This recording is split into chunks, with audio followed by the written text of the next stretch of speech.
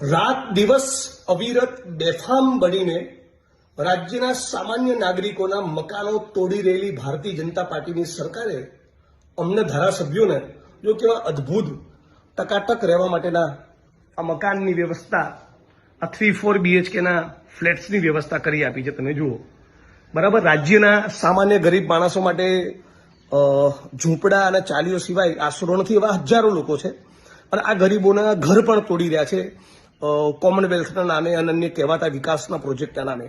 પણ વિડીયો ખાસ એટલા માટે બનાવી રહ્યો છું કે ફરી એકવાર એ વાતનો ટકોરો મારીને કહેવા માંગુ છું કે આ ફ્લેટ્સ, આ વિધાનસભાના તમામ સદસ્યોને આપેલા મકાન એ રાજ્યના નાગરિકોના ટેક્સનો પૈસો છે.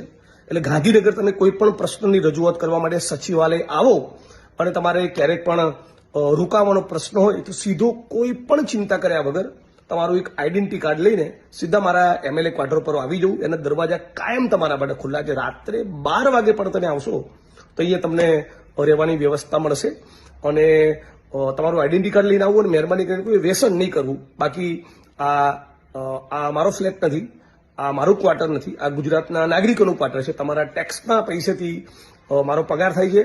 તમે જ મને ચૂંટીને મોકલો છો. એ વડગામ વિધાનસભાના લોકોએ કે આખા ગુજરાતના લોકોએ બધા માટે કહું છું, ગમે ત્યારે આવીને તમે અહીંયા રોકાઈ શકો છો. તમારા કોઈ પણ પ્રશ્નોની રજૂઆત માટે ગાંધીનગર આવ્યા હોય ને રોકાવાનો પ્રશ્ન હોય તો quarter number 401 block A Gandhinagar તમારું સ્વાગત રહેશે.